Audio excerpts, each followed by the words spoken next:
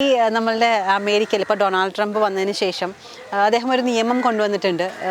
ആണ് അല്ലെങ്കിൽ പെണ്ണ്, അതായത് സ്ത്രീ അല്ലെങ്കിൽ പുരുഷൻ, ആ ഒരു ജെൻഡർ ഇക്വാലിറ്റി അങ്ങനെ ആക്കി മാറ്റുന്നു. രണ്ട് ഇത് മാത്രമേ പറ്റുള്ളൂ, ട്രാൻസ്ജെൻഡേഴ്സിനെ ഇനി അനുവദിക്കില്ല എന്നൊരു നിയമം അവർ ഓൾറെഡി അത് നിയമമാക്കി കഴിഞ്ഞു എന്നാണ് പറയുന്നത്. അപ്പോൾ അതിനെപ്പറ്റി സാറ് മുൻപും ഇത്തരത്തിൽ ഒരുപാട് കാര്യങ്ങൾ നമ്മളുടെ ഇവിടെ പറഞ്ഞ ഒരുപാട് മേഖലയിൽ ഒരുപാട് കാര്യങ്ങൾ ശാസ്ത്രീയമായി പല സമയങ്ങളിലും പറഞ്ഞിട്ടുണ്ട്. പക്ഷെ പലരും എന്നെ തെറ്റിദ്ധരിക്കുകയാണ് ചെയ്തത്. ഞാൻ പറയുന്ന പലതും തെറ്റിദ്ധരിപ്പിച്ചുകൊണ്ട് കാണിക്കലും തെറ്റിദ്ധരിക്കലുമാണ് ഉണ്ടായിട്ടുള്ളത്. അപ്പോൾ ഇതിനെ സംബന്ധിച്ച് ട്രംപിനെ കുറിച്ച് പറഞ്ഞപ്പോൾ എനിക്ക് ഒരു പോയിൻ്റ് എൻ്റെ മനസ്സിനകത്തേക്ക് ഓടി വന്നു. എന്തായാലും ഈ ചോദിച്ച കാര്യത്തിന് ഉത്തരം പറയാം. നമ്മുടെ രാജ്യമാണ് എന്ന് പറഞ്ഞാൽ ഭാരതമാണ്, ഇന്ത്യയാണ് യഥാർത്ഥത്തിൽ മെയിൽ, ഫീമെയിൽ, ട്രാൻസ്ജെൻഡർ എന്ന് പറയുന്ന 3 കാറ്റഗറിക്ക് അംഗീകാരം കൊടുത്തിട്ടുള്ളത്, അല്ലേ? അതെ, തീർച്ചയായിട്ടും അങ്ങനെ തന്നെയാണ് വേണ്ടത്. മറ്റ് രാജ്യക്കാരെല്ലാം അവരെ എനിക്ക് തോന്നുന്നു ഫീമെയിൽസിൻ്റെ കൂടെയാണ് ചേർത്തിട്ടുള്ളതെന്നാണ്, സ്ത്രീ ഗണത്തിലാണ് ചേർത്തിട്ടുള്ളതെന്നാണ് ഞാൻ മനസ്സിലാക്കിയ ഒരെണ്ണം. പക്ഷെ അങ്ങനെ വരുമ്പോൾ സ്ത്രീകൾക്ക് കിട്ടുന്ന പല പല ഗുണങ്ങളും അല്ലെങ്കിൽ ഗവൺമെൻറ്റേതായ തലത്തിലുള്ള പല ഗുണങ്ങളും ചിലപ്പം ഇവർക്ക് കിട്ടാതായി പോകാം. ഇവരെ ഇപ്പം ഞാൻ ബയോളജി പഠിപ്പിച്ചിരുന്ന ഒരു അധ്യാപകൻ എന്നുള്ള നിലയിൽ അങ്ങനെ തന്നെ പറയുന്നത്, പഠിപ്പിച്ചിരുന്ന അധ്യാപകൻ എന്നുള്ള നിലയിൽ പറയുമ്പോൾ ഇത് 3ാമത്തെ കാറ്റഗറിയാണ്. അവരെ പ്രത്യേകമായ അർഹതയും പരിഗണനയും കൊടുത്ത് തന്നെ കാണണം. മനസ്സിലായോ? കാരണം ഇപ്പോൾ പുരുഷന്മാർക്ക് അല്ലെങ്കിൽ സ്ത്രീകൾക്ക് കാറ്റഗറിയിൽ ചെയ്യുന്ന പല ജോലികൾ അല്ലെങ്കിൽ പല പൊസിഷൻ പറയുമ്പോൾ ഇവരുടെ പല പല ലിമിറ്റേഷൻ കൊണ്ട് നമ്മുടെ സമൂഹത്തിൻ്റെ ചില കണ്ണുകൾ കൊണ്ട് ഇവർക്കതൊന്നും കിട്ടിയെന്ന് വരണമെന്നില്ല.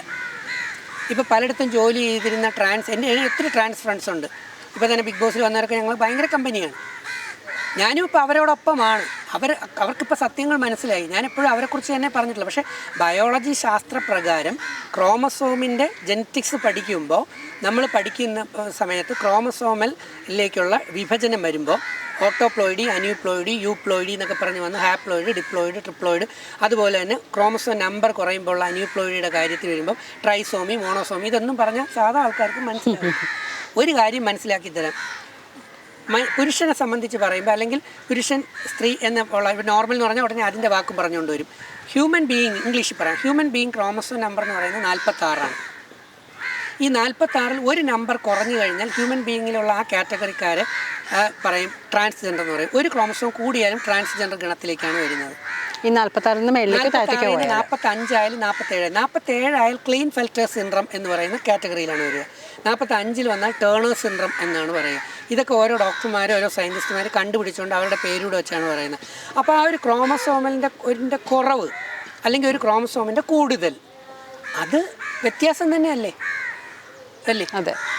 അപ്പോൾ അതിനെ 3 കാറ്റഗറിയായിട്ട് പരിഗണന കൊടുത്ത് അവർക്ക് അവരുടേതായിട്ടുള്ള സ്ഥാനങ്ങളും അവരുടേതായിട്ടുള്ള ജോബുകളും അവരുടെ പരിഗണിക്കേണ്ട കാറ്റഗറിയിലും അവരെ പരിഗണിക്കുക തന്നെ വേണ്ട സ്ഥാനത്ത് അവരെ കൂടെ ഇതിൽ തന്നെ പരിഗണിക്കുകയുള്ളൂ എന്ന് അവർ പറയുന്നത് എന്തുകൊണ്ടാണെന്ന് എനിക്ക് മനസ്സിലാവുന്നില്ല. മനസ്സിലായി? അപ്പോൾ സാർ അതിനെ അംഗീകരിക്കുന്നില്ല? ഇല്ല, അദ്ദേഹം പറയുന്ന എല്ലാം എനിക്ക് അംഗീകരിക്കാൻ പറ്റില്ല. പക്ഷേ അദ്ദേഹം പറയുന്ന ഒരു കാര്യം ഞാൻ അംഗീകരിച്ചു. അദ്ദേഹം 3 കല്യാണം കഴിച്ചു. ആ 3 കല്യാണത്തിലെ മക്കൾക്കും അദ്ദേഹം കൊടുത്തൊരു കോച്ചിങ് കുട്ടിക്കാലത്തെ ഉണ്ട്. അത് നമ്മുടെ മാതാപിതാക്കൾ പഠിക്കണം. നല്ലത് എവിടെയായാലും എടുക്കണമല്ലോ. Don't smoke, don't drink and don't make. ഈ നമ്മൾ ടാറ്റു വരയ്ക്കില്ലേ, ടാറ്റു കുത്തരുതെന്ന്. ടാറ്റു തന്നെ ക്യാൻസറിന് കാര്യമാണെന്നും ഒരു റീസൺ ആണെന്നും അതിനകത്തുള്ള കെമിക്കലുകൾ കാഴ്സനോജൻ, ക്യാൻസർ കോസിങ് ഏജൻ്റ് ആണെന്നും കേട്ടിട്ടുണ്ടല്ലോ.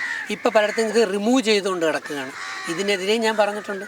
അപ്പോൾ കുട്ടികൾക്ക്, അദ്ദേഹത്തിൻ്റെ മക്കൾക്ക് 3 ഭാര്യമാരിലെയും മക്കൾമാർക്ക് അദ്ദേഹം നല്ല കോച്ചിങ് കൊടുത്തിട്ട് അവർ 3 പേരും ഇപ്പോൾ എവിടെയാണ്? ആ മക്കൾ 5 പേര്, എനിക്ക് തോന്നുന്നു 3 ആണുങ്ങളും 2 പെൺകുട്ടികളാണ്.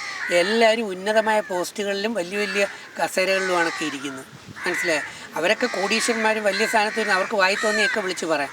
പക്ഷേ പാവങ്ങളുടെ വേദന അറിയാനായിട്ട് ആദ്യം മനസ്സുണ്ടാവണം, വേണ്ടേ?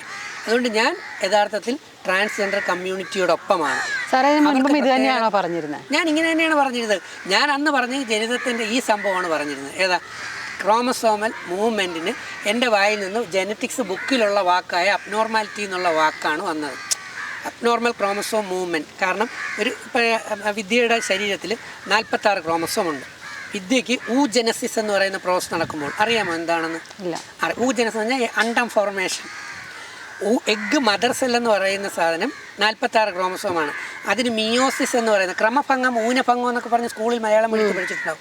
അല്ലെങ്കിൽ മൈറ്റോസിസ്, മിയോസിസ് എന്ന് പറഞ്ഞുകൊണ്ട് നമ്മുടെ ശരീരത്തിലെ സെല്ലുകൾ മൈറ്റോസ് കൊണ്ട് ഡിവൈഡ് ചെയ്താണ് ശരീരം വളരുന്നത്.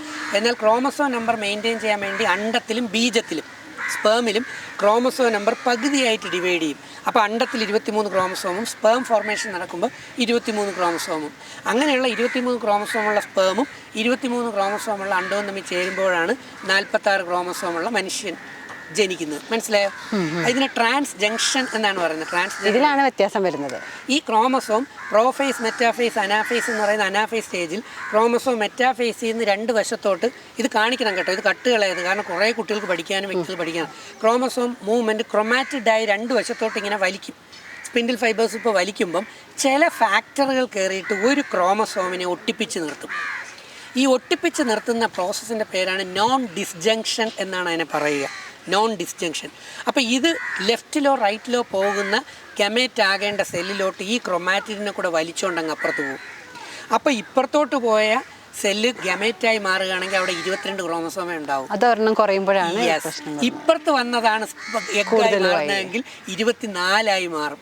ഈ 24 അണ്ടമോ സ്പേമോ ആയിട്ട് ഫ്യൂസ് ചെയ്യുമ്പോൾ ഒരെണ്ണം മാറുന്നു. ഈ സംഭവം ഇത് യഥാർത്ഥത്തിൽ അച്ഛൻ്റെ അമ്മയുടെയും ബോഡിക്കകത്ത് വെച്ച് നടക്കുന്ന പ്രോസസ്സാണ്. അതിന് ഈ പാവങ്ങൾ എന്ത് തെറ്റ് ചെയ്തു, ഈ പാവങ്ങൾ എന്ത് പിഴച്ചു, ഇതാണ് ഞാൻ പണ്ടും പറഞ്ഞിട്ടുള്ളത്. പക്ഷേ ഈ പാവങ്ങളെന്നൊക്കെ പറഞ്ഞതും അല്ലെങ്കിൽ ഇവരെന്ന് പറഞ്ഞതൊക്കെ എന്ത് ചെയ്യുക, കട്ട് ചെയ്തെടുത്തും കളയുക. മനസ്സിലായോ? ഈ സംഭവങ്ങൾ അത് മാറും. പക്ഷേ ഇതാണ് ഇതിനകത്ത് വരുന്ന പ്രോബ്ലം. പിന്നെയുണ്ട് ഒരുപാട് സംഗതികൾ അതിനകത്ത് വരുന്നുണ്ട്.